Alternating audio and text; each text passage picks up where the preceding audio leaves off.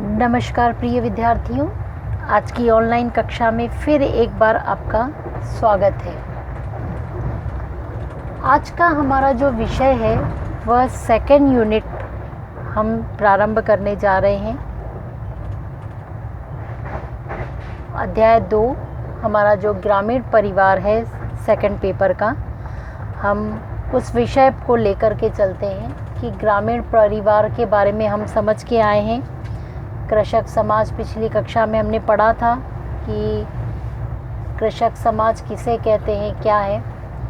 आज हमारा जो विषय है, हम बात करेंगे ग्रामीण परिवार की विशेषताओं की। ठीक है,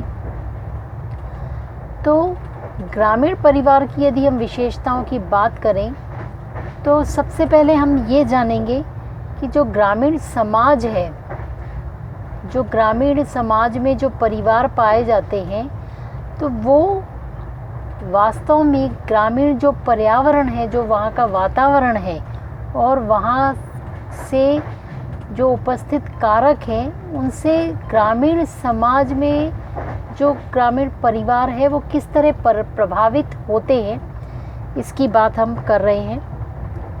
चूँकि ग्रामीण समाज एक कृषि प्रधानता वाला और प्रकृति पर पूर्ण रूप से निर्भर समाज होता है, तो उसकी जो मूल मुख्य विशेषता है वह यही है ग्रामीण समाज की कि वह पूर्ण रूप से कृषि प्रधान समाज है और दूसरा प्रकृति पर निर्भर समाज है, जो परिवारों को भी प्रभावित करती हैं।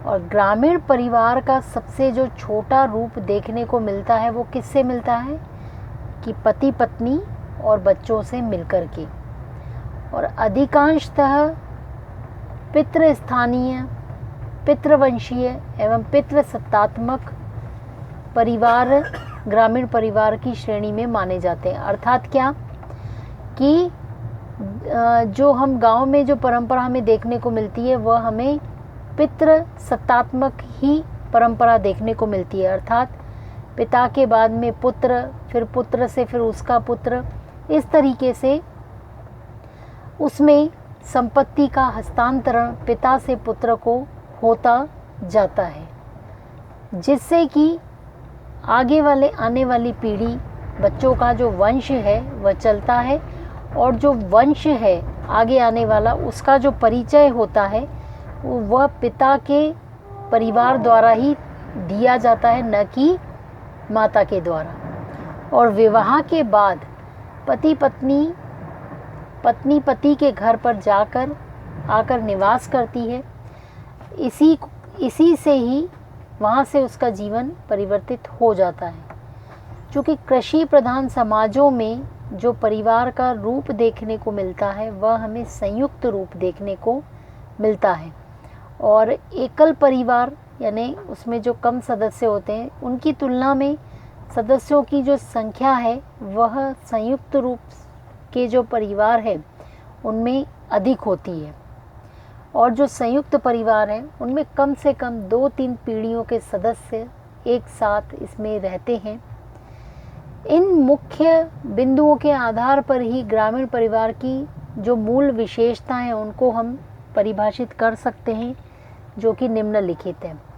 उसमें पहला बिंदु यदि हम लें तो वो है अधिकाधिक सजातीय। अर्थात क्या कि ग्रामीण परिवारों में पति पत्नी, माता पिता और बच्चों के मध्य पाए जाने वाले जो परिवार, शहरों की अपेक्षा जो परिवार है वो ज़्यादा स्थिर और प्रगाढ़ होते हैं, और इन सदस्यों के बीच में जो विश्वास और विचार होते हैं या कार्य करने की जो तरीके हैं वो समानता पाई जाती है। चूँकि ग्रामीण परिवार नगरीय परिवारों की तुलना में अधिक स्थिर, संगठित दिखाई देते हैं और घनिष्ठ होते हैं। दूसरी बिंदु है संयुक्त परिवार की प्रमुखता। तो ग्रामीण परिवार में, जैसा कि हमने पहले भी देखा, कि संयुक्त परिवार की प्रधानता देखने को मिलती है।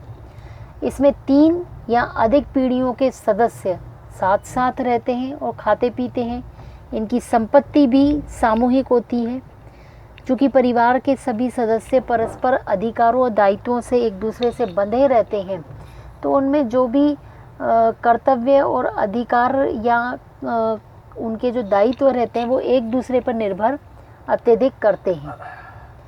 तीसरी बात हम करें तो तीसरा बिंदु आता है कृषि पर आधारित।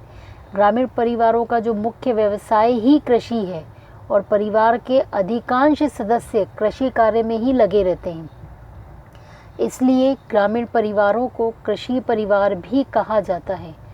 ग्रामीण परिवार में यदि हम श्रम विभाजन की बात करें तो उसका जो आधार है वह आयु और लिंग के आधार पर होता है, और चूँकि इन परिवारों में सामूहिक भूमि होने के कारण, अर्थात जो भूमि है वह पूरे परिवार की सामूहिक रूप से होती है और ये सभी सदस्य एक दूसरे के सहयोग के द्वारा ही कृषि कार्य करते हैं, और इस कृषि पर आधारित जो ग्रामीण परिवार है वह एक आर्थिक इकाई के रूप में जाना जाता है।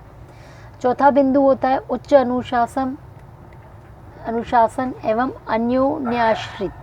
अर्थात क्या, ग्रामीण परिवार अनुशासित इसलिए होते हैं कि चूँकि उसमें सबसे जो घर के बड़े बुजुर्ग रहते हैं उनका पूर्ण सम्मान होता है और बुजुर्गों की आज्ञा का पालन करना मुख्य ध्येय होता है। चूँकि यदि बुजुर्गों की आज्ञा का पालन न करने पर जो परिवार है उनको सामाजिक निंदा का सामना भी करना पड़ता है और परिवार के सभी सदस्य एक दूसरे पर और अन्य के ऊपर आश्रित होते दिखाई देते हैं।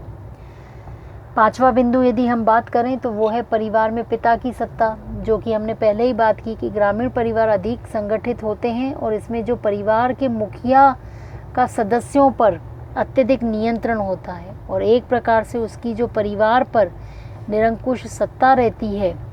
जो परिवार का मुखिया पिता या कोई अन्य वयोवृद्ध जो पुरुष होता है वही पिता के बाद में परिवार के कार्यों का विभाजन, संपत्ति की देखरेख, बच्चों की शिक्षा, विवाह का प्रबंध, भरण पोषण आदि कार्यों का प्रबंध करता है। और जो एक अंतिम बिंदु होता है वो है घनिष्ठ सहभागिता। अर्थात क्या कि कितना एक दूसरे को सहयोग देकर के सहभागी बन करके कैसे कार्य किया जाता है। तो चूँकि ग्रामीण परिवारों में सदस्यों में जो संबंध रहते हैं अत्यंत घनिष्ठ सहभागिता के आधार पर होते हैं, क्योंकि परिवार के जो सभी सदस्य हैं, चाहे वो कुटीर व्यवसाय हो चाहे कृषि हो, वो आपस में परस्पर सहायता करके ही करते हैं। और यहाँ जो हर व्यक्ति है उसकी अपनी योग्यता और क्षमता के अनुसार कार्य जो किया जाता है उसमें पूर्णता का सहयोग करता है। और संयुक्त परिवार की बहुलता के कारण ही सभी सदस्य एक साथ रहते हैं। आर्थिक क्रियाएं हों चाहे सामाजिक क्रियाएं, उनमें सामूहिक रूप से भाग लेते हैं। ठीक है, तो आज हमने ग्रामीण परिवार की जो मुख्य विशेषताएं हैं, मूल विशेषताएं हैं, उनके 6 बिंदुओं पर हमने चर्चा की है। अगली कक्षा में आगे के बिंदुओं पर बात करेंगे और अन्य विषय को लेकर के आएंगे। तब तक के लिए धन्यवाद।